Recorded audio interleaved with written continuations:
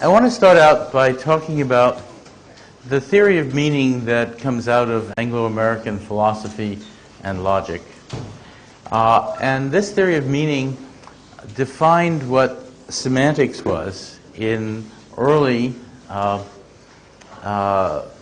linguistics. In 1963, I mentioned that I was one of the people bringing the study of logic into linguistics in order to study meaning. And let me tell you what that meant exactly. It meant that if you had a formula, such as, f of AB, something like John hit Bill, or something of that sort. Any predicate with two arguments. That formula, which was taken to be a formal set of symbols, could only be evaluated in the world. And there was an assumption, a philosophical assumption, holding since the time of Aristotle to many logicians in the present time, that the world itself, at any given moment, is made up of entities, things like you, and you, and you, you're each an entity. This is an entity. With properties. This is white, it's made of chalk. Those are properties. And relations holding between them. This chalk is in my hand. Being in is a relation. Being in my hand is a relation between the chalk and my hand. And the idea was that at any point in time, the entire world could be seen in terms of entities with properties and relations. And that any predicate, like the chalk is white, white is a predicate, any predicational statement, like is white, could be understood in terms of what Aristotle called a category, a classical category, that is, a category of things in the world defined by an essence, the idea of whiteness, out there in the world, and that every predication in language could be understood as a category statement about the world. So that is white means is in the category of white things. Okay?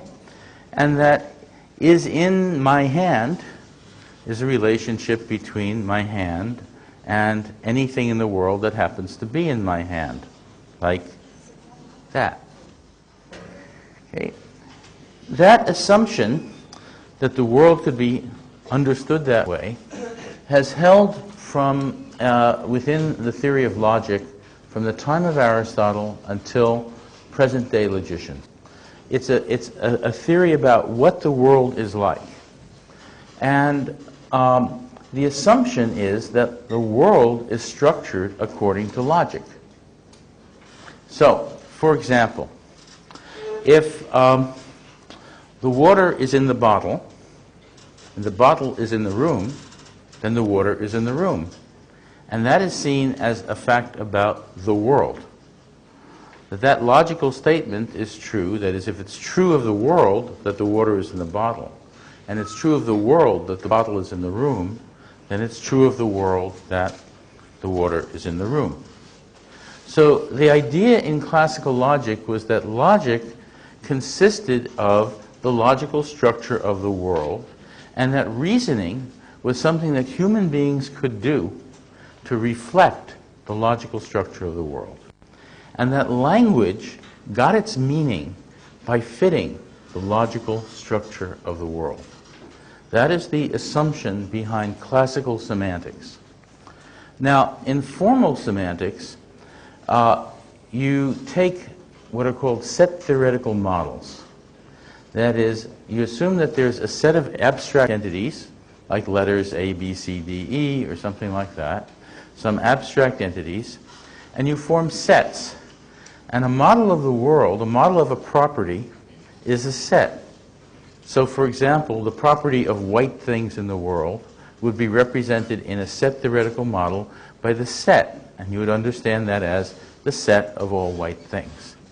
And a relation like is in for the chalk and my hand would be given by an ordered pair of sets A and B, where this is the set, this ordered pair would be all the things that were in something else. So, for example, this chalk and my hand would be in the set in. Or this water and the bottle, water bottle, would be in the set in. And the idea was that that way, set theory could mirror and model the structure of the world. And if you could do that, then you could understand semantics in purely mathematical terms. You have a set theoretical model, you have formulas in logic, and you could map them from the formulas in logic to the set theoretical models, where the models were taken as models of the world. Okay? That is what the classical theory of semantics is about, and it is completely disembodied. It has nothing to do with human beings. All it has to do is just about abstract formulas and abstract set theoretical models. It's a purely mathematical construction. And what makes it semantics is that if you can attribute these formulas to language, and you can attribute the model, you can say that the model models the world with entities, properties, and relations, then that is supposed to give it meaning.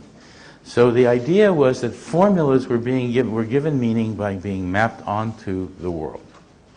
That is the classical theory of meaning. And many people still believe it. In addition to that, this goes along with the classical theory of truth. The idea there is that truth is the relationship between symbols and the world. And that a sentence is true, like the chalk is in my hand is true, just in case the entity representing the chalk and the entity representing the hand, and that ordered pair of entities, is in the entity, set of ordered pairs representing in. Or the chalk is white is true, just in case this piece of chalk is in a set of white things in the world. Okay, that's the classical theory of meaning, completely disembodied. Has nothing to do with the mind, the brain, the body, anything else, a purely mathematical theory. Okay? Now, in addition to that, in order to handle certain other problems, again brought up by Aristotle, like necessity and possibility, logicians made up an extension of this in which they talked not only about the actual world, but about possible worlds. So, for example, it could be the case that the chalk in my hand is yellow, but it happens to be white. But you could imagine another possible world just like this one, with everything else the same, except that this piece of chalk is yellow, that it's in the set of yellow things in that world and not the set of white things. Okay? That's what a possible world is. Just like this one, but the other one. But it's yellow instead of white. That's a kind of possible world. And the study of possible world semantics came about because of sentences like, it could be possible for this chalk to be yellow. Right? It isn't yellow, but it could have been yellow. It's a possibility. Okay? So that kind of sentence was handled by possible world semantics at that time, and it still is. Current possible world semantics assumes the following thing. Possible world semantics is not a cognitive theory, not a psychological theory, not a biological theory, nothing to do with that. Purely an abstract, disembodied mathematical theory. Now, when I was working in generative semantics, that was the only theory of semantics that existed. There wasn't anything else. And I tried to make it work. I spent 12 years developing different kinds of logic, different kinds of models, and so on. And difficulties are... Let me try to give you a sense of the difficulties. In 1968, my friend, the late James Macaulay, great linguist, one of the greatest linguists of all times, was giving a lecture. We were giving a class together at a linguistic institute. And Macaulay, at the time, had a favorite actress, Brigitte Bardot, 1968, a long time ago. And he made up a sentence, and the sentence went like this. I dreamt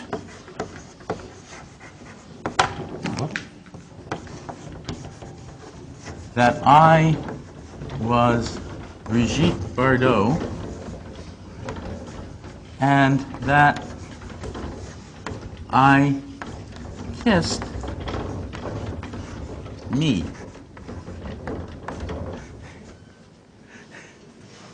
Not I kissed myself.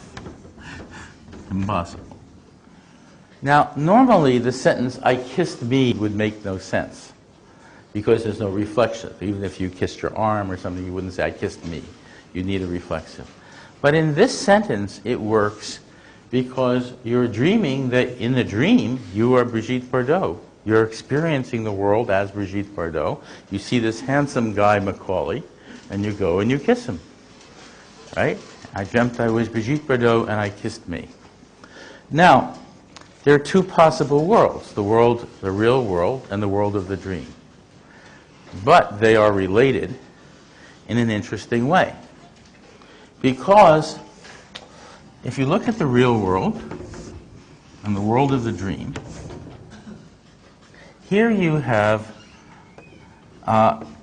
Brigitte Bardot,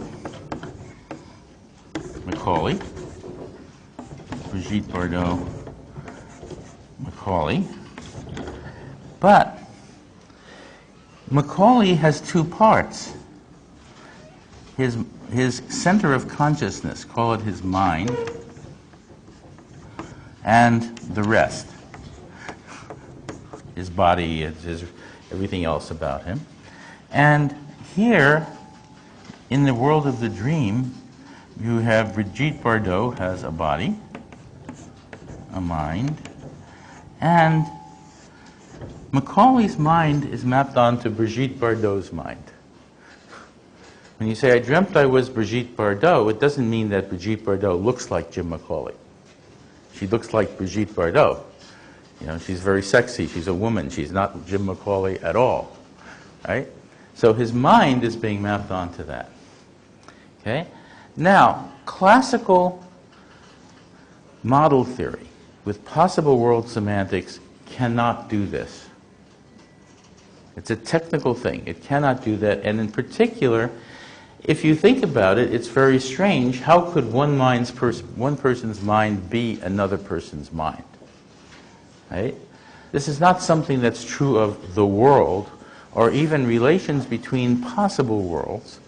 This has to do with the way you understand something. It's about a dream. It's about your cognition. Now, at the time, I tried to deal with this with what was called counterpart theory in modal logic. This was a theory made up by the logician David Lewis.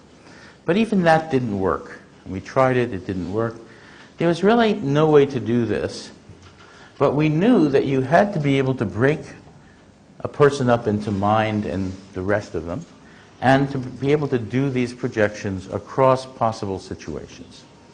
Okay? So here was a case where classical possible world theory broke down. And this is the beginning of mental space theory. At that time, Gilles Fauconnier was a beginning graduate student in linguistics and got a paper about this sentence.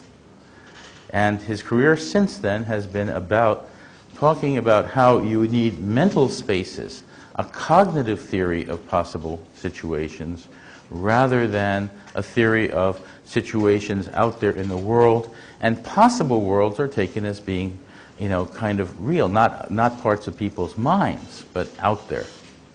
So these are very strange things. This was a difficult case. Let me give you another case like this.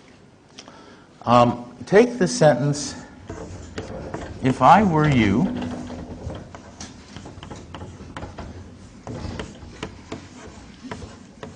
I'd hate me. Right? Now you can't say, I hate me. You have to reflexivize. You can say, I hate myself. You can say, if I were you, I'd hate myself. And you can say, I hate myself by itself.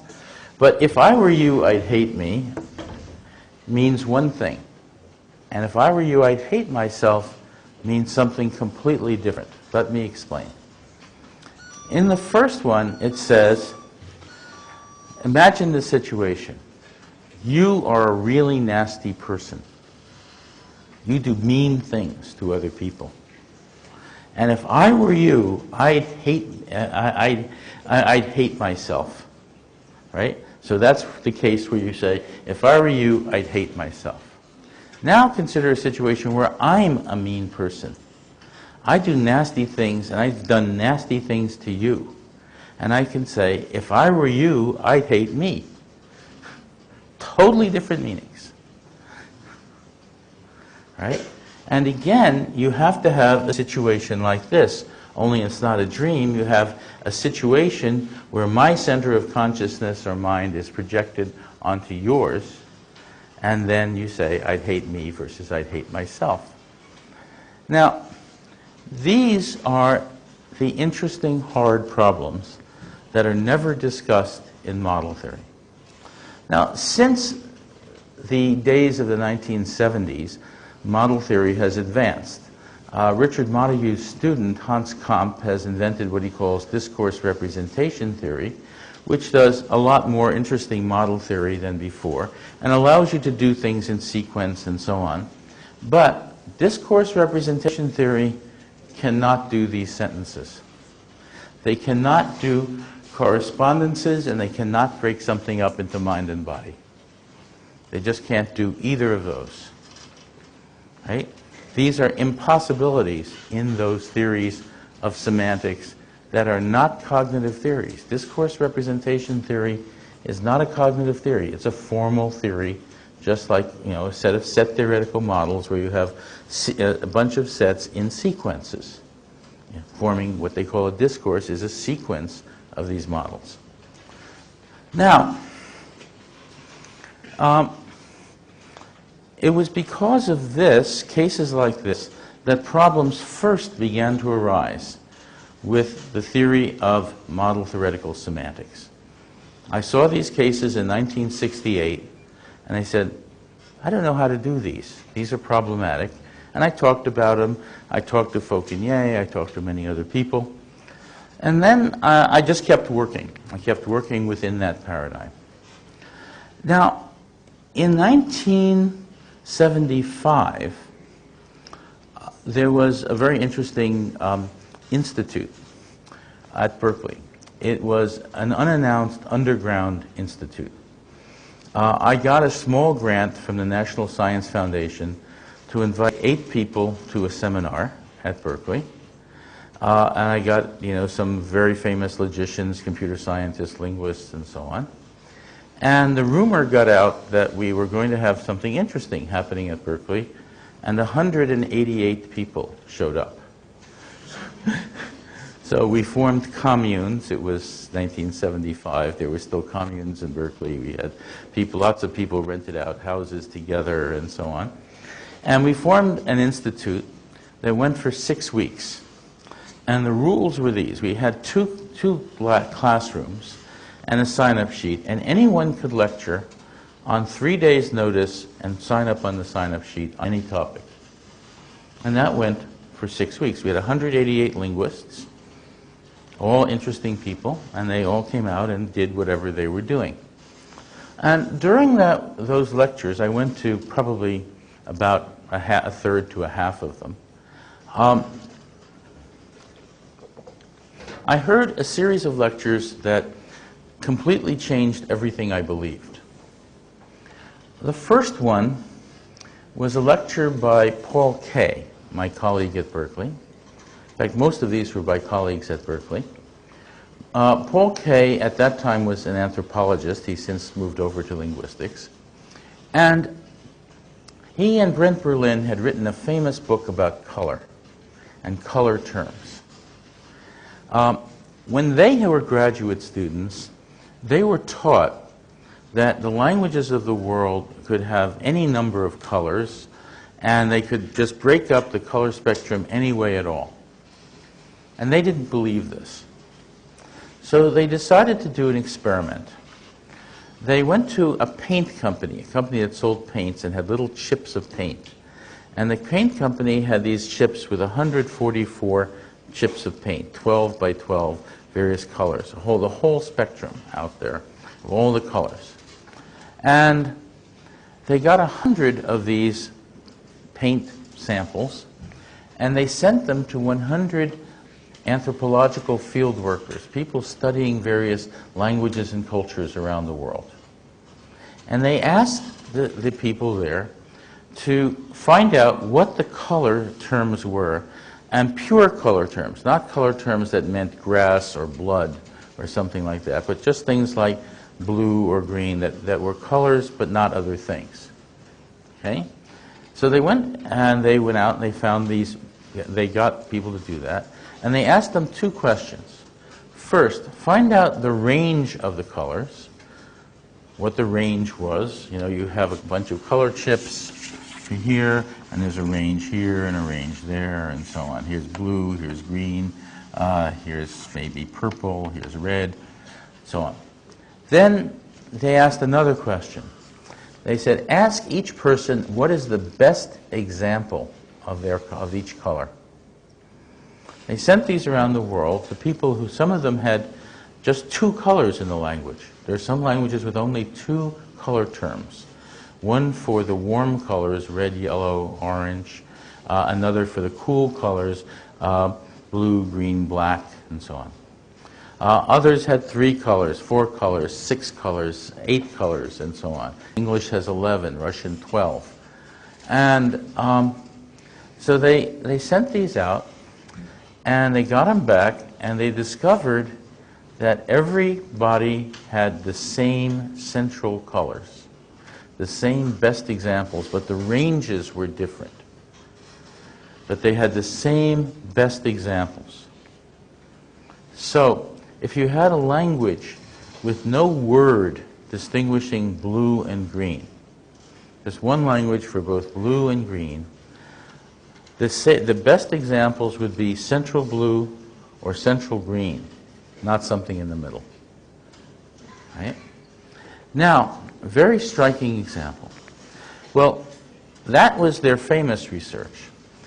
In this lecture, Paul Kay put that research together with a study by Russell D. Valois, a famous neuroscientist who recently died about 3 months ago, who was then at Berkeley. And he had worked out the neurophysiology of color vision. He had figured out how the brain processes color vision, again working with monkeys, with macaque monkeys, so he could do operations on the brain, and had figured out that in general color vision works by, you have 3 color cones in your eye, 3 types of color receptors. They form circuits of very complex kinds, so that there are 6 types of color circuits. The circuits form pairs, like red, green, blue, yellow, white, black.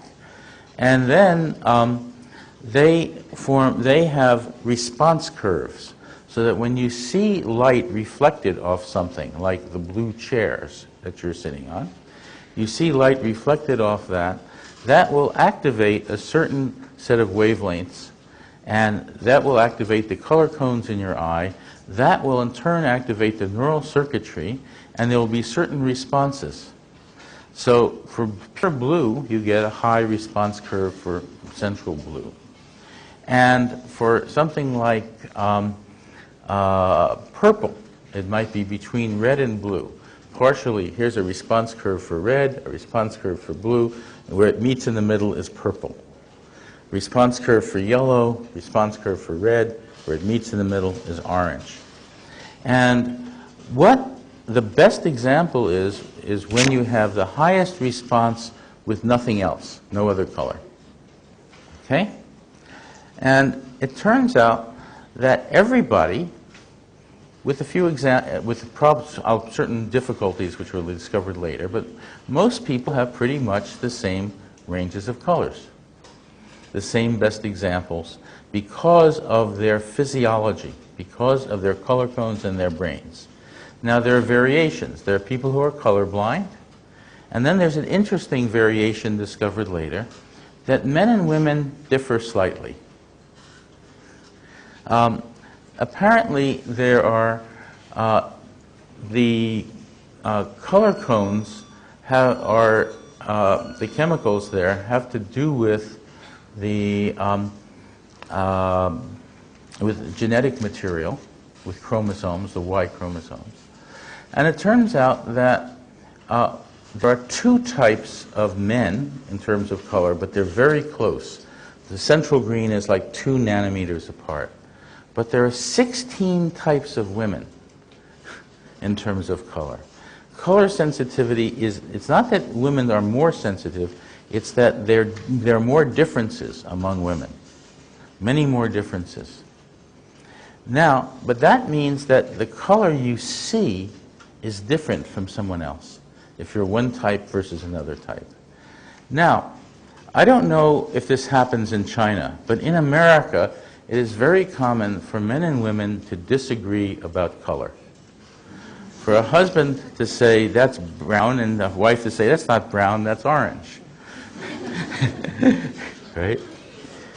What's interesting is they can both be right, because they can have slightly different color cones. Okay? Now, the point of this for Paul Kay was that this showed that there was a physiology, a physiological reason for the universals of color. For the color, there being certain central colors and only a certain limited range of possible color terms, and so on. There are not, 5,000 pure color terms. There are up to 12, and so on. So his idea there was that you could explain something about language and language universals in terms of neurophysiology. But for me, this meant something really much more interesting. I remembered the classical theory of semantics. Remember, it says, the chalk is white just in case it's in the set of white things in the world. The chalk is yellow if it is in the set of yellow things in the world. The chair is blue if it is in the set of blue things in the world. There is no set of blue things in the world. Blue and all other colors have to do with the interaction between you and the world. The idea is color is not in the world. Color is an interactive property. Color is not just a matter of wavelengths that are reflected. Colors have to do with many wavelengths, and in fact, in color television, they put together different wavelengths to get a million different colors. All right? The idea here is that color is not wavelength. Color has to do with the way that the wavelengths hitting your color cones and the neural circuitry in your eyes give rise to an experience that you have internally. There is, so for example, it is not true that grass is green in itself. The greenness has to do with the relation between you and the grass. It is not true that blood is red in itself. It is not true that the sky is blue in itself. All colors have to do with the interaction between you and the world. Now, to me, that was a shock.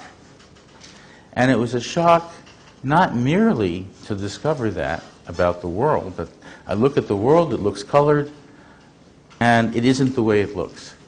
There's no red in that. Right? Reflects a wavelength, but the red has to do with how my brain and my body is structured, and we're all close enough so that we pretty much see it the same way, with exception of some husbands and wives, in some cases. Now, what's interesting about this for semantics is that the traditional theory of meaning and truth was based on the assumption that that symbols related to the world. That a sentence like "the chalk is yellow" is true in case the chalk is in the set of yellow things in the world, but if there is no set of yellow things in the world, then the classical theory of semantics must be wrong. And this is also important because of what was called the correspondence theory of truth. All of Anglo-American philosophy is based on the correspondence theory of truth. It says if you take a sentence, the sentence is true, like the chalk is white, just in case you map the objects onto the world, the properties onto the world, and if the sentence fits the world, then it's true. If it doesn't, it isn't. But it fits the world independent of you, independent of any people. Okay? That cannot be true. Just from what we know about color, it cannot be true in general. That is, your brains, your bodies take part in meaning, take part in understanding, in ideas. Okay? Now, if you step back from the point of view of today, we are now 30 years later. A lot of neuroscience has happened. We've learned a huge amount. And if you're a neuroscientist today, that seems completely obvious. I mean, after all, anything you can understand, you can only understand through your brain. And brains are highly structured, and you're only going to be able to understand what the structure of the brain will permit you to understand. So it makes sense from the point of view of current-day neuroscience. But in 1975, this was revolutionary. It said that the theory of meaning that we have had for 2,500 years did not work. Fundamentally did not work. That the theory of what truth is, the theory of truth, was false. Difficult to say that the theory, that the very theory, the very understanding of what truth is, isn't true. Right? That is a major, major thing to understand. Right? Since then, what we have found is that this is normal, that everything works like color in this regard, and we'll go through some more examples. So that was the first of the interesting lectures I heard in the summer of 1975. Now, the second one was just as revolutionary, and revolutionary in a similar way.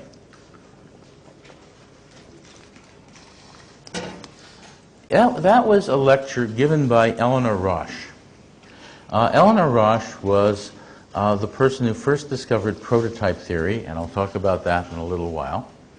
But in that summer of 1975, she gave her first lecture on what she called basic level objects. Now, basic level objects are things like bottles, chairs, tables, pieces of chalk, very simple objects. But a given object can be described in many ways. I could describe this chair as furniture. I could describe it as a physical object. I could describe it as a chair with a back and no arms. You know, there are certain kinds of chairs, and I could describe it in all kinds of ways. What she found was that there was a certain level of description, a level of categorization, that was cognitively more basic than other cases. For example, if you close your eyes, you can get a mental image of a chair. Okay?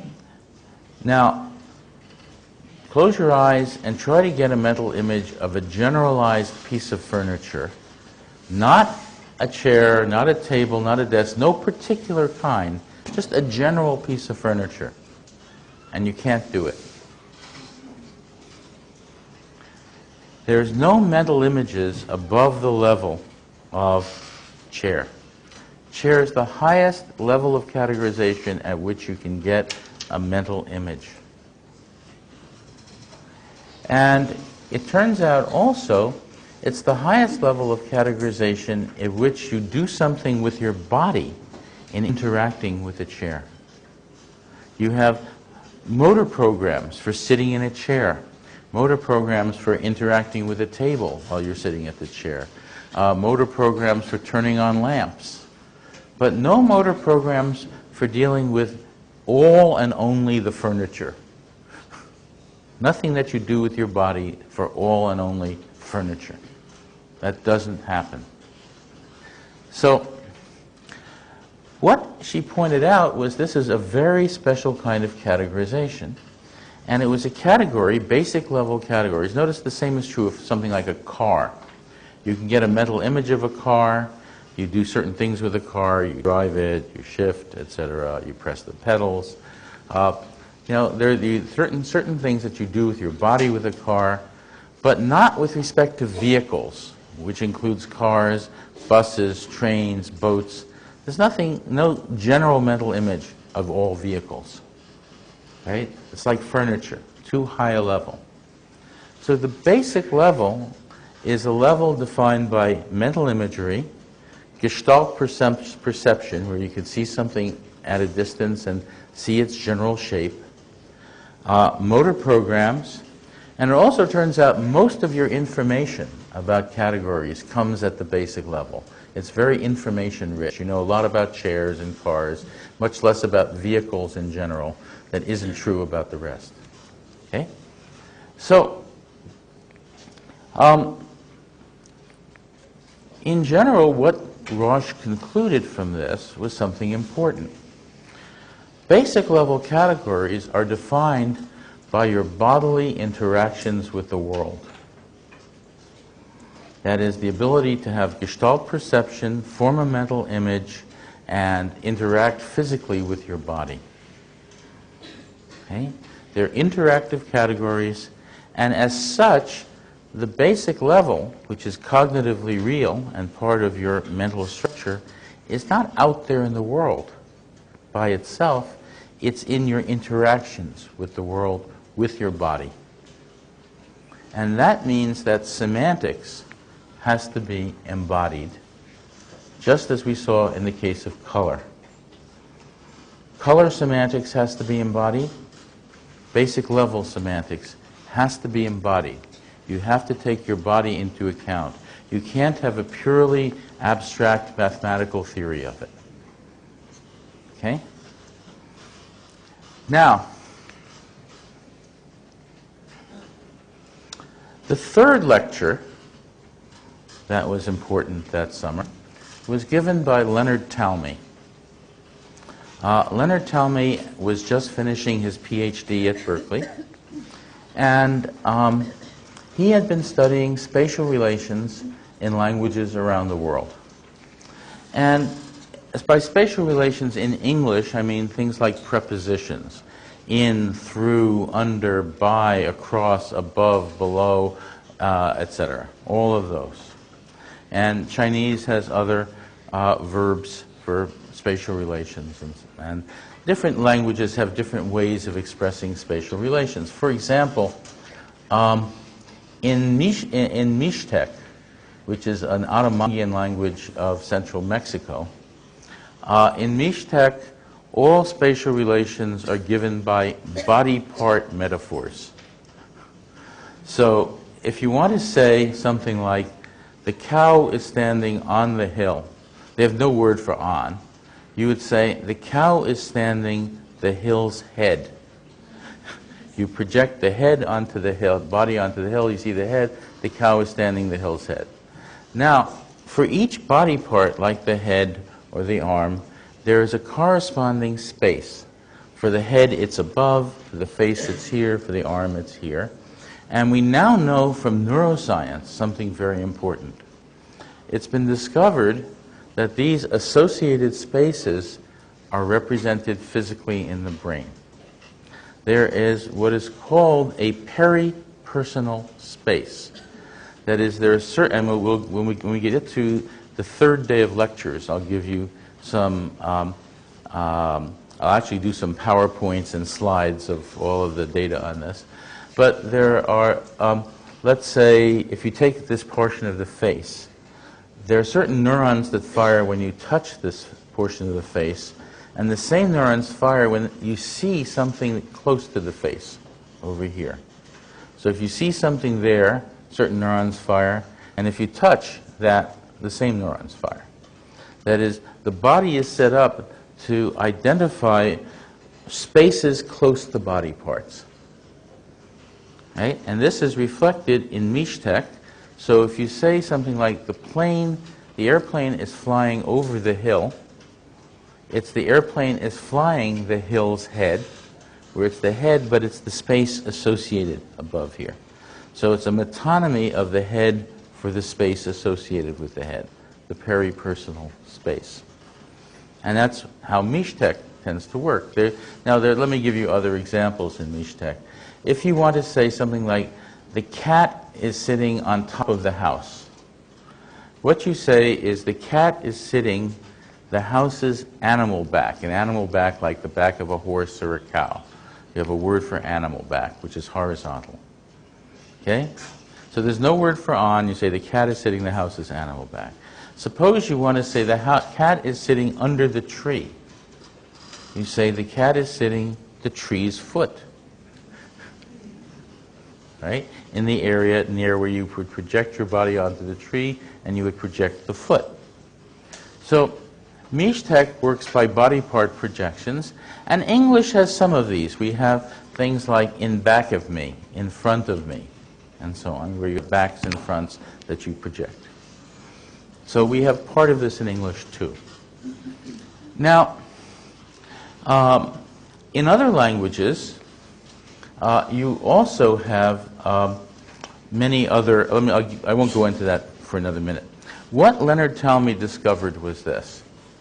First, when you look across many languages at all the spatial terms, they do not line up. They're just different. They combine and they just take different aspects of space. They look strangely and wildly different. But you can decompose those terms into spatial primitives that are the same across languages. So, one of the primitives that has to do with containment, being inside a certain bounded region, for a word like in, inside versus outside. Another primitive has to do with contact. A word like on, if I say the chalk is on the desk, here's the chalk, it's in contact with the desk. If I remove it from contact, it's no longer on the desk. On requires contact. It also requires, in the central sense, being above, and it has to be supported by the desk. Now you could have the painting on the wall, and there it's not above, but it is supported by the wall and in contact with the wall. Okay? So support and contact are crucial for the central senses of on. And usually, in the most prototypical cases, it's above, like this sort of on. Now, all languages appear to have primitives like contact, support, verticality, above, below, in, out, that is containment. They also have a source, a path, and a goal for from, along, to, and so on. And what Talmy did was start to break down these primitives. And he broke them down into, there are many dozens of them, not that many dozens, but there are a number of them. And he found that there were three classes of primitives. Some were topological. So containment is a topological property, which means that you can take a container and make it any shape at all, stretch it, do anything you want to it, it stays a container. It doesn't matter how big it is, it doesn't matter where it's located, it's still a container. The same is true for paths. If I start here, I have a source, I have a goal, and I have a path. It doesn't matter if the path is wiggly, if it's long, if it's short, it's still a path. Okay? Those are topological cases. Then there are orientational cases, like up, down, front, back. Those are orientations given by the body. And then some orientations are outside. There are languages where you identify things as being north of something else or west of something else. So there are external orientations and there are bodily orientations. But there are orientational cases. And finally, there are what he called force dynamic cases. These are cases like against, where you're pushing against and there's resistance. And he identified in language 16 types of force dynamic interactions. So support is one, and being against, pushing against with resistance is another, and pushing with no resistance is a third. And there are cases where you start, where you block something. You come in and then you create a resistance. And he went through all these cases and showed that all of the spatial relations could be given in terms of one of these three classes. And sometimes there are two classes at once. So, for example, if something is in a bank vault, it is both protected from the outside, there's force dynamics, and it's also contained spatially. Okay? So you can have two at once. Now, we call those image schemas or force dynamic schemas.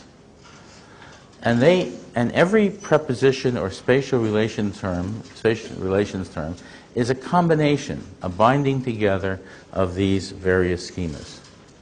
So, for example, if I have something like through means you start outside, you go inside, and then you go outside again. So through has a sort of scenario where you begin outside, then you go inside. Outside, you have a source, a path, and a goal, and you put them together. It's complex, but it's made up of two schemas, a source, path, goal schema, and a container schema, which are two image schemas. Into is made up of two schemas like that. Out of is made up of schemas like that, where you start in and you go out. The idea is that these things can be combined, and different languages combine them in different ways. Okay? And then there can be variations on them, which are very interesting. There are what I call radial categories of these complex schemas. So something like over.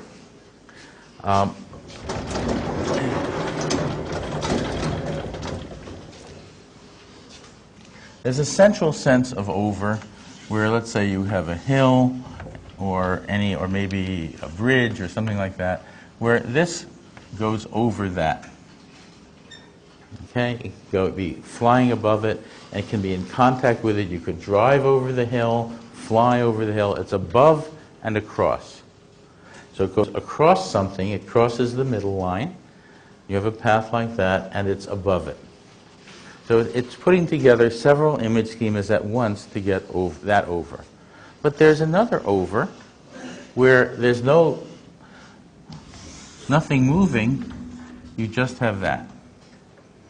So the helicopter is over the hill. But if the helicopter lands, it is no longer over it, and it's on the hill. But if it's moving, it can still be going over the hill. But it has to go from one side to the other. Now, you can have another version. So this is another possible over. Okay? Now, suppose that you are standing here, and there's a building over here, and there's a possible path over the hill to that building. Then you can say, the house is over the hill from me, from where I am, as if there's a possible path. So that's another variation on this over, at the end of a possible path to something. Now this is a very productive variation.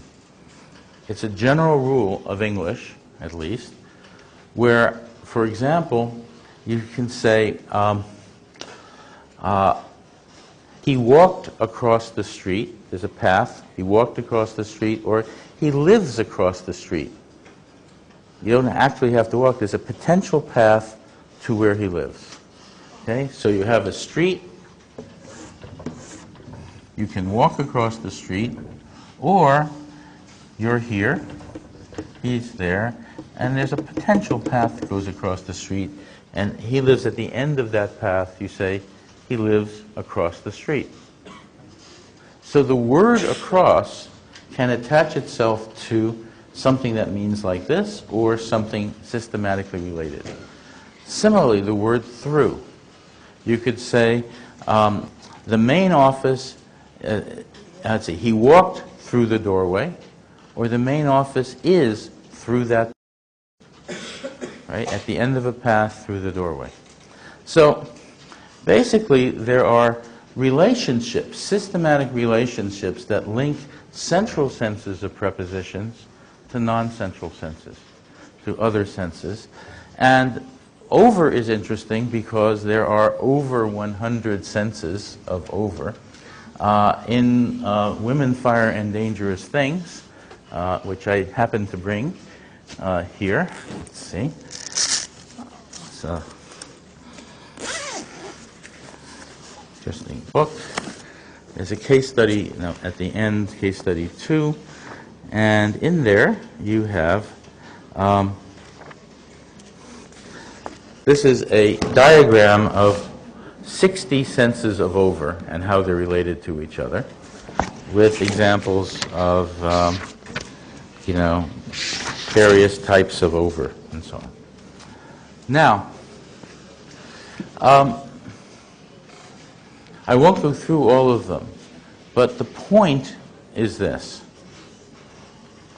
Spatial relations differ from language to language, and they're very complicated, but and so you might say, how does anyone ever learn them? The idea is you learn primitives. You have primitives, like source, path, goal, containers, contact, support, etc. You have maybe 50 to 100 primitives like this, and you can put them together in lots of different ways in different languages. And then, given that there's a word that expresses some complex of primitives, if there's a word that expresses a bunch of primitives put together in a certain way, then that word can be extended to a related set of primitives in some systematic way. There's a system behind this. Okay? Now, why is that interesting?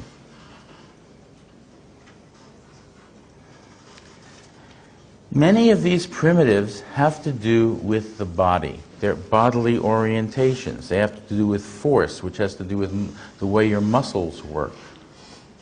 They have to do with a cognitive topology, which has to do with something that the human mind constructs.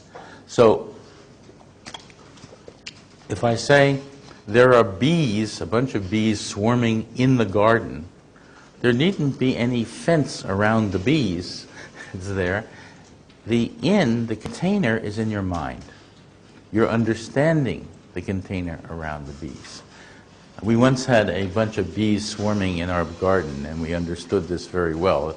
10,000 bees once descended upon our garden and sat in a tree for a while. And then they started buzzing around, 10,000 bees. And you could see the bees buzzing, but they're in a contained area, and they were in the garden. Now, this is important first because the primitives are embodied. And that is how it's possible for you to learn them. Now, we'll talk in a little while about how they are embodied. We don't say how, we just say they happen to be some way or other. There's a theory about how they are embodied.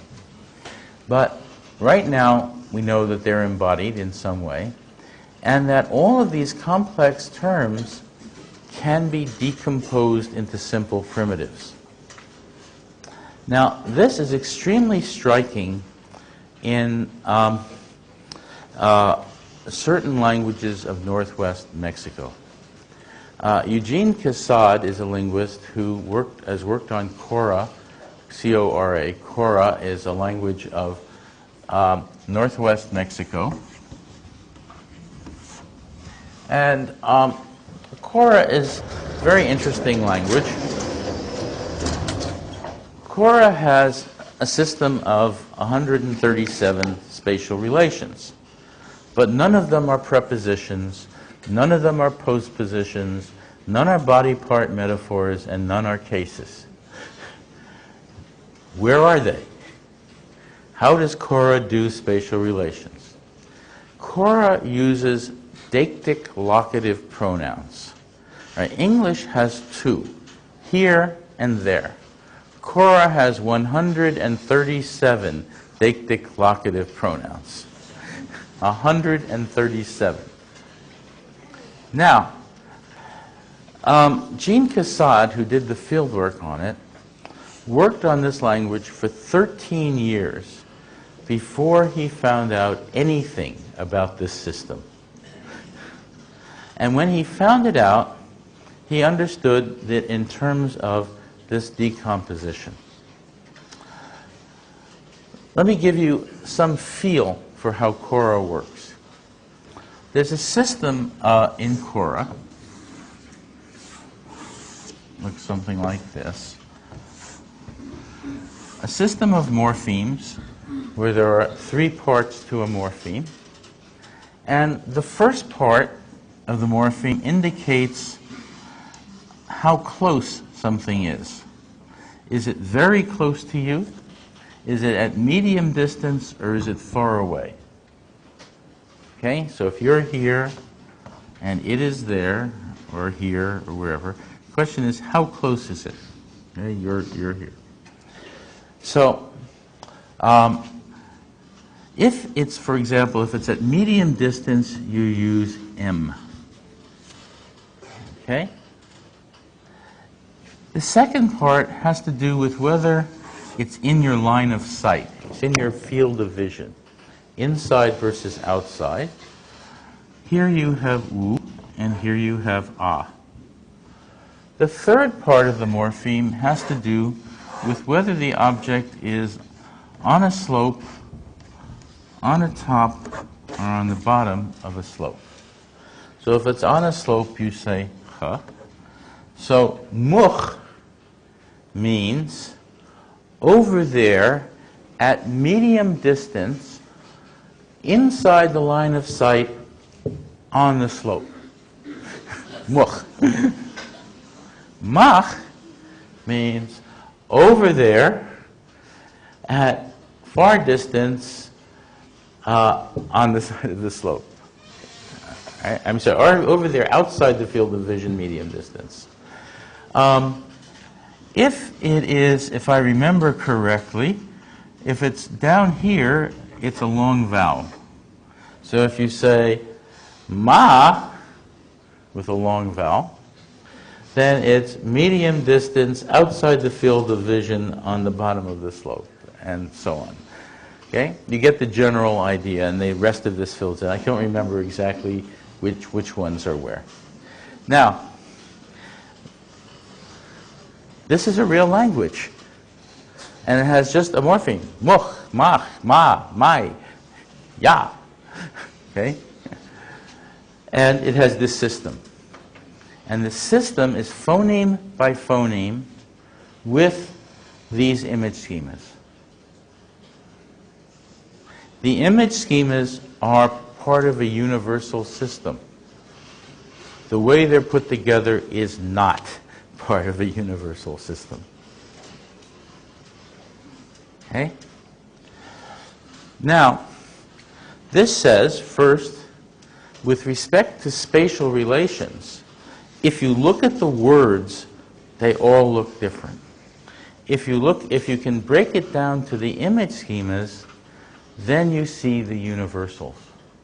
Then you see what is in common with people. But I won't talk about that now. As you have metaphors based on this system.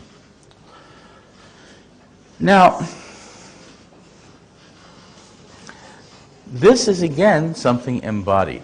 It is not something you can do in formal set theoretical semantics.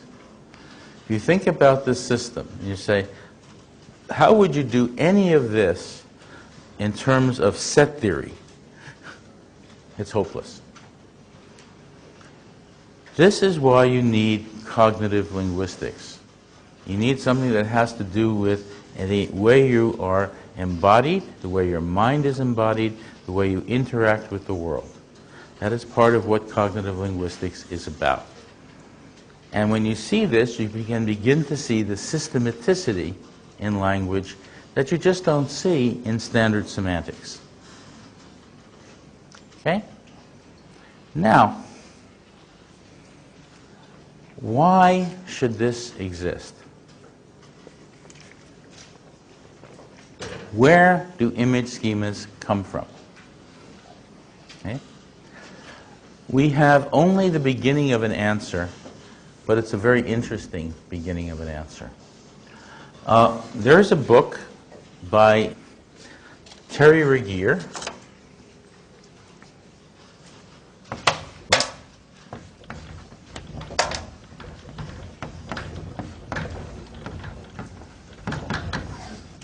called The Human Semantic Potential.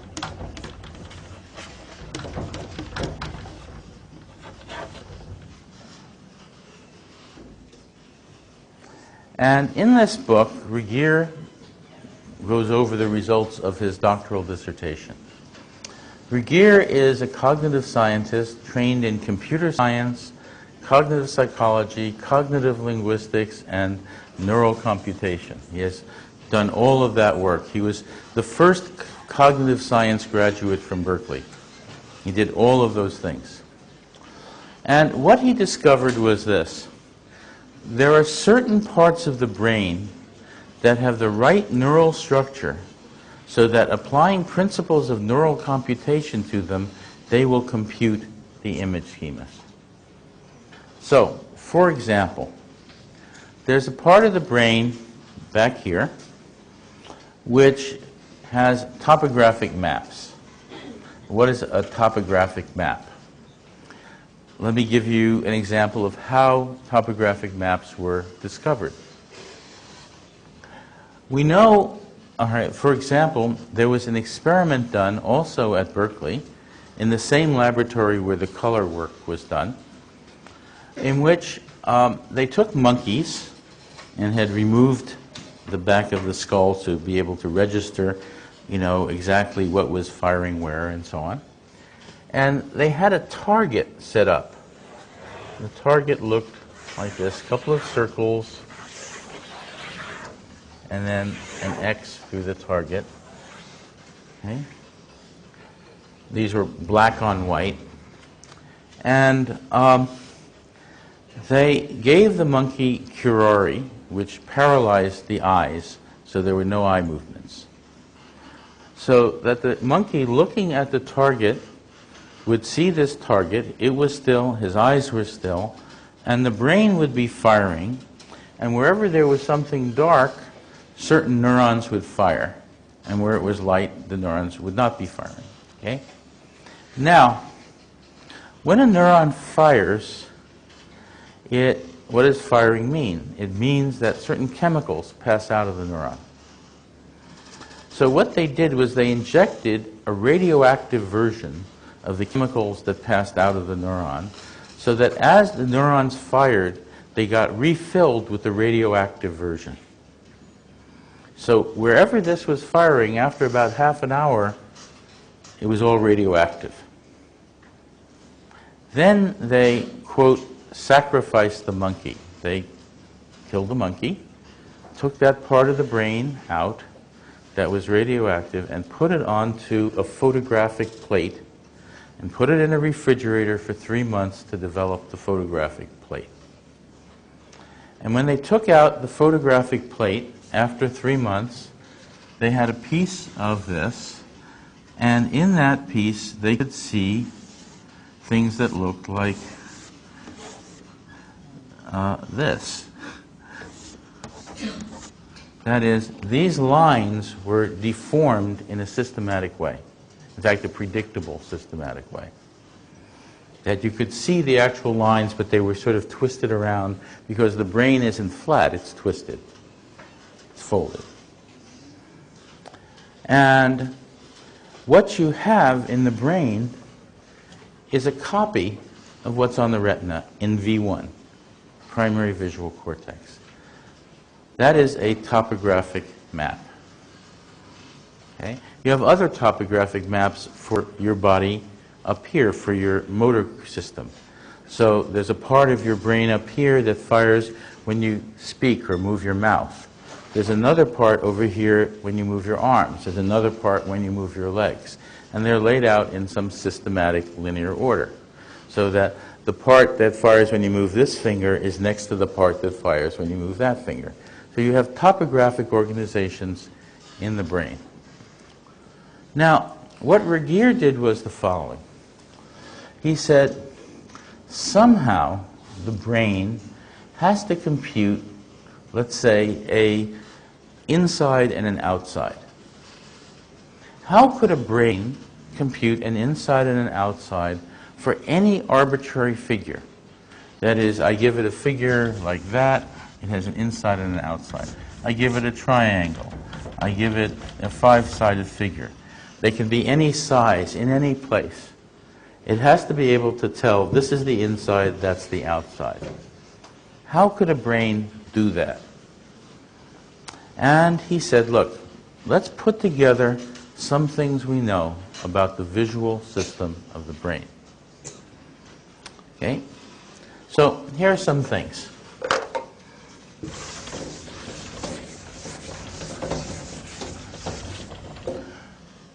We know that the brain in the primary visual cortex, the brain comes in layers. And inside a layer, you have neurons that are connected to each other. Lots of neural connections. This is connected to that. These are connected all over the place. Lots of connections. Okay? Now,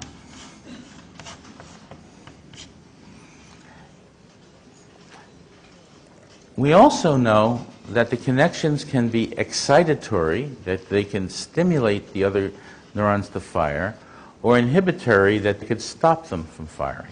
So if this fires, if you have an inhibitory connection, the next one will be stopped. Okay? We also know that there are layers of neurons. Let's assume this is another layer underneath that one, and that there are connections across the corresponding parts of the layers. So this is connected to here, and this is connected to here. This one in the corner is connected to here. Think of this as underneath that. That is, it's connected. Here's one layer, here's another layer, and lots of connections to whatever is sort of in the area. Not one-to-one, but little connections coming out, groups of connections, but very close across these things. Now, and some of these are inhibitory, going from one layer to another, and these can be excitatory or inhibitory within. We also know that there are some layers where there is spreading of activation or inhibition from the outside to the inside. Okay? How do we know this? There's a great experiment done by Professor Ramachandran at UCSD, which showed this in an interesting way. In the eye, back of the eye, the nerve that connects to the eye comes in, and every one of us has a little blind spot in the back of our retina. We have a tiny blind spot where the nerves come in. Now, but we don't see the blind spot. Our brains fill in the blind spot. And the question is, how do they fill it in? What is the mechanism? So what he did was this. He got a little target where this is green on the outside and yellow on the inside. And he set it up so that when you flashed this, you could sort of monitor people's eye movements. And just as it was going right, your eye was going right by it, this would flash on so that this would just go inside the blind spot of the optic nerve, the yellow part. The outside would be green. And the question was, what did you see when that happened? Did you see like green with a black hole or something else? And the fact is, people only saw green. They saw nothing but green. That is, these part of the brain connected to that part of the retina is filling in from outside to inside. It's the green, the detectors for what we experience as green are moving outside to inside, filling in that inner part in our brains. So we know that they're spreading in that direction. So Regier put this information together. And he said, there's another piece he put.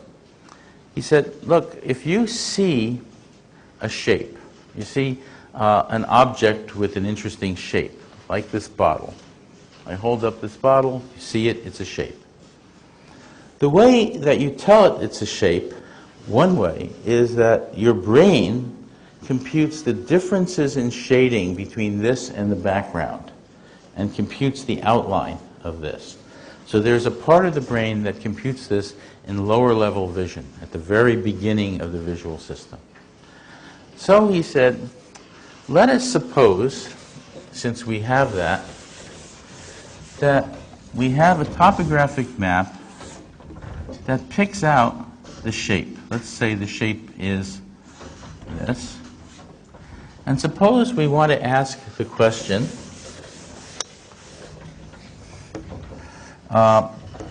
is the circle inside the triangle or is the circle outside the triangle? Right? But for the triangle, we know that this shape is picked out. Now, let's assume then that this map, where the shape is picked out, and this means that all along here there are active neurons. These are active, more active than what's in the back. Okay, these are highly active neurons. Let's assume that there's another connection between here and here, every neuron here to here, where this neuron in this map inhibits the neuron in this map. So there are inhibitory connections. Right? This inhibits this. Right? So if this fires, it tends to make these not fire. Now, let's suppose here you have activation flowing from one side, outside to inside. Okay?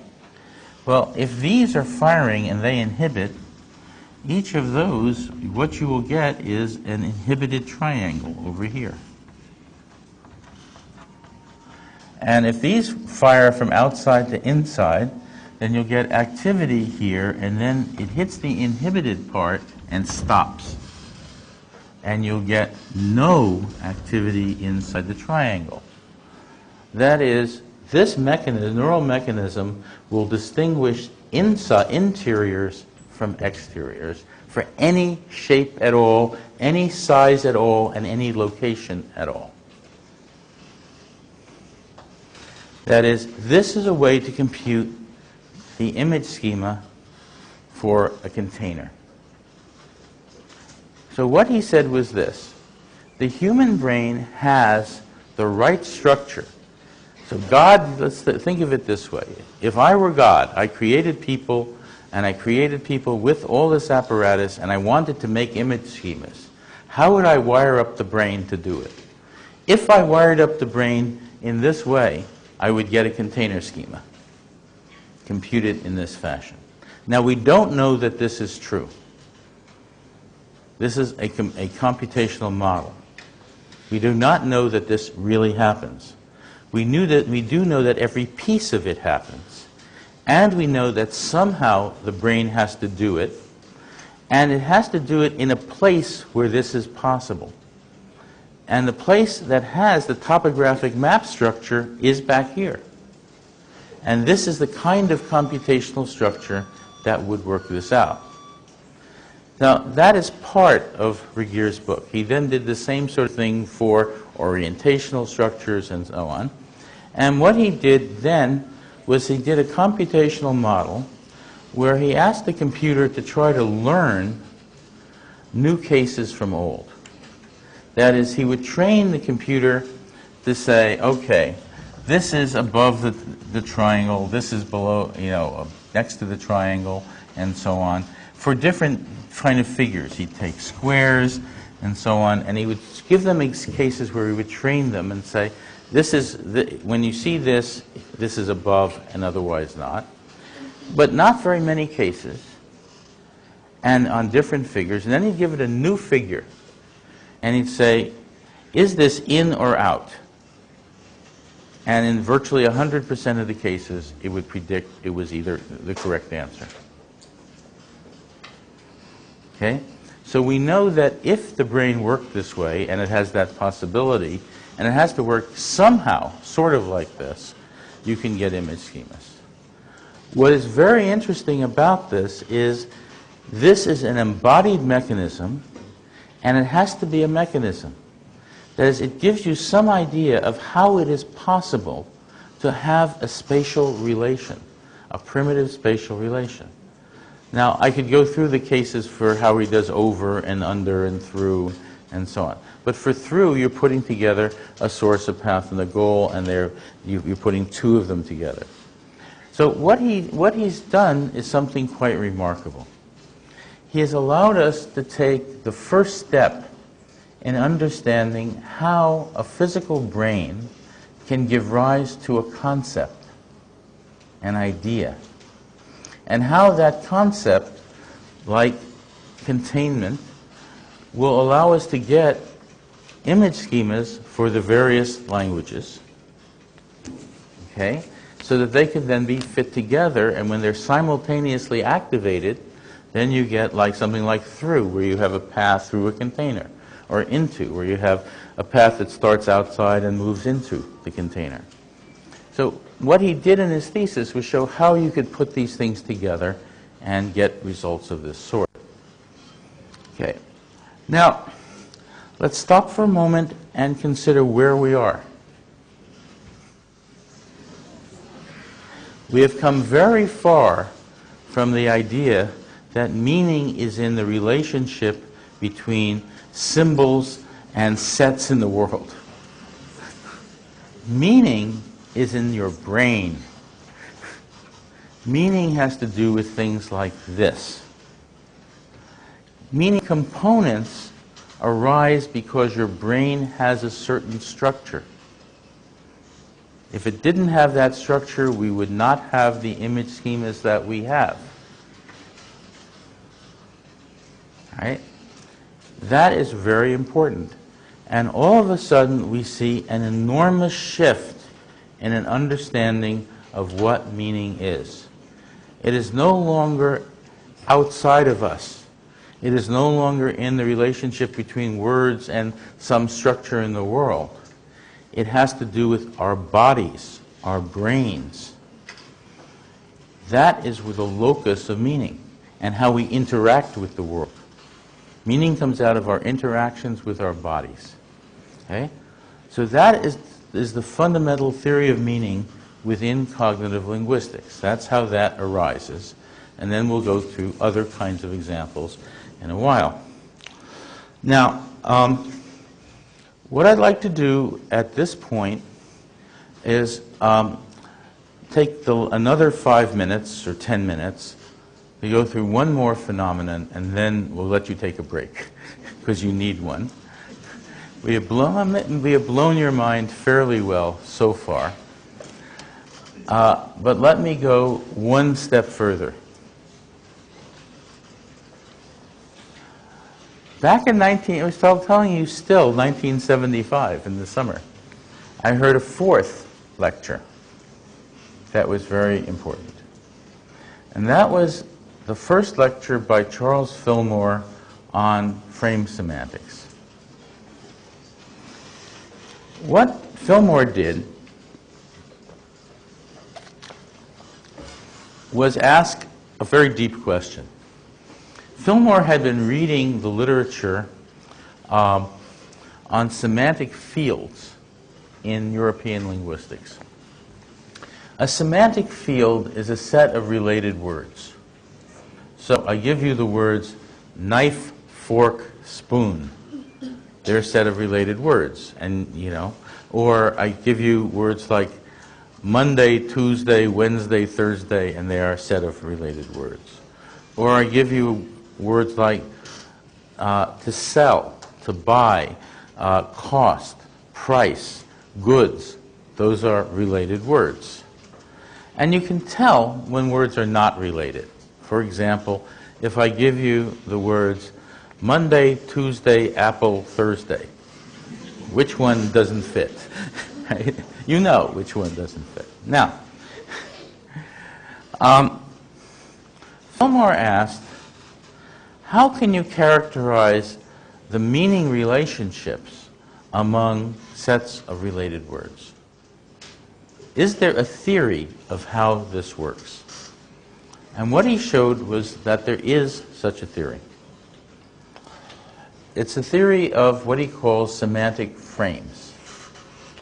And in a frame, there are a couple of things.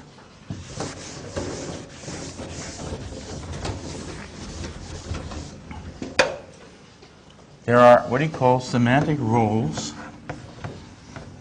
These are elements of the frame.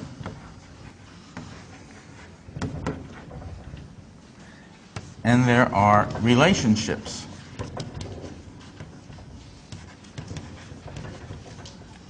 At a time. And there might be sequences, which he calls also scenarios. So, for example, suppose we take the set of words buy, sell, cost, price, goods, and we say, what is the frame for that? Well, we have 4 roles: buyer, seller, goods, and money. Sorry.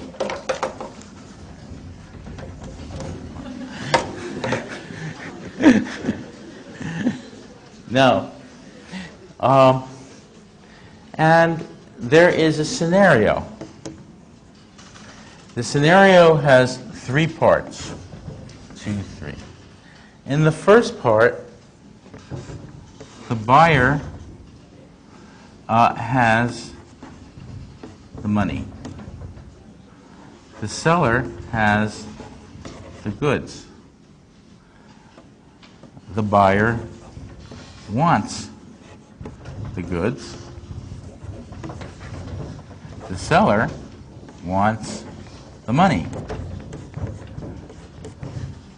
In the second part, they exchange the money for the goods. That is, the seller gives the goods to the buyer, and the buyer gives the money to the seller. And in the third part, the buyer has the goods, and the seller has the money. Okay? Every commercial event works like that. That is called a commercial event frame, and words like buy, sell, goods, price, cost, and so on, all those commercial event words are defined relative to this frame. So the frame has roles, it has scenarios over time, and it has relationships at each point in the scenario. At least that. Some frames have slightly different structures, but that's a very common frame structure. Okay? Now notice that a word like sell or buy uses other ideas. It uses the idea of possession for have. It uses the idea of desire. Those are more primitive ideas. And as you go through the system of frames, you get more and more primitive ideas, and where do they end? In the body. In possession, in desire, and in things of that sort. That is, the system of frames is based on the body. Right? Now, also, you will find that there are image schemas here. For example, if I say these are transfers, that the buyer transfers the goods, the buyer transfers the money to the seller. What does that mean? There's a source, a path, and a goal. It means there's a force. The buyer is exerting a force on the money, moving it to the seller. So that there is a force dynamic schema and a source path goal schema as part of this. Frames use image schema structure inside the frame, so that the frames get built up in terms of embodied elements. And the system of frames starts with the embodied elements, puts them together in this way, and builds up more and more complicated ones. You can't account for this in logic. There's no frame semantics and no embodied frame semantics in theories of logic. They do not exist. Okay? So this was the fourth example that I encountered in the summer of 1975. Okay?